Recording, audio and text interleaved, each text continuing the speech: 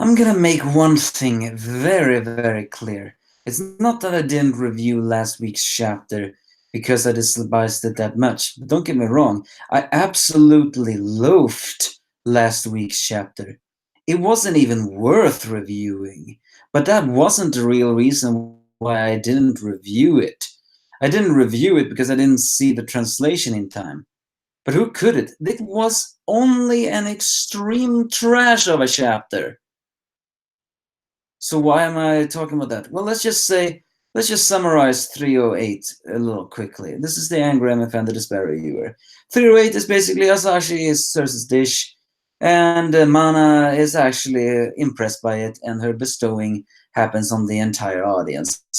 Ergo, technically, that means Asashi is the champion of the blue, and blah, blah, blah, blah, blah. That's basically the easy summation of what has happened here.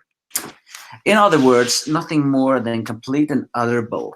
So, well, what happens in 309? Well, we get a return of another familiar jackass we haven't seen in a very long time.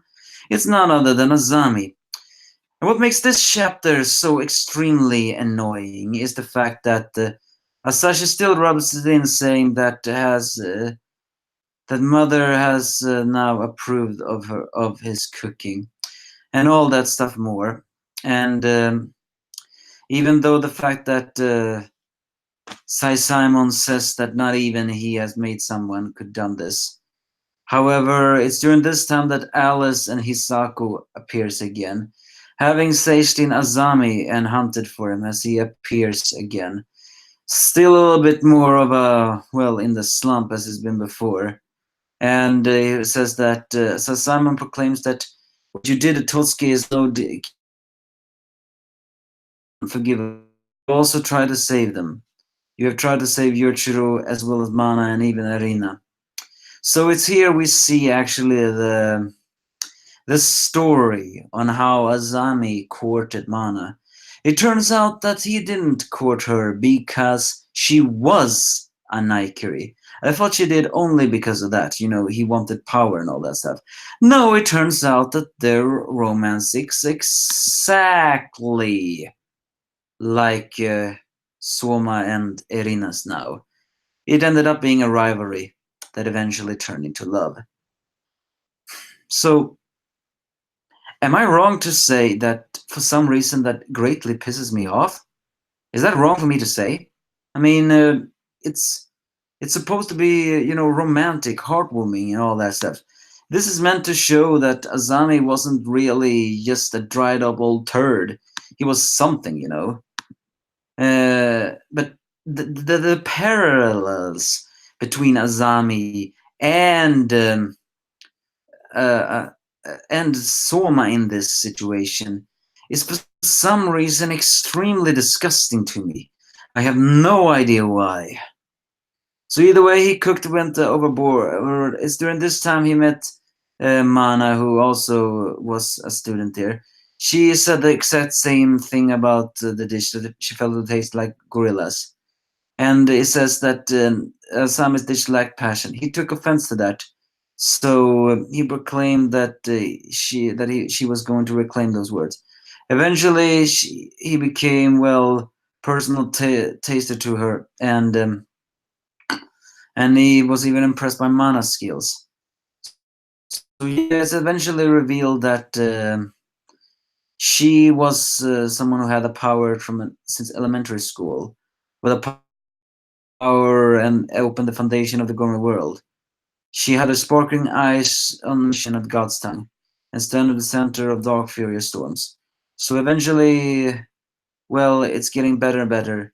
So Asami, well, no, Mana was what brought back Asami's cooking. I think this flashback is only to confirm to us that yes, Asami did not have a man crush on Yoichiro. He truly did fall in love with Mana, and he wanted to satisfy her tongue.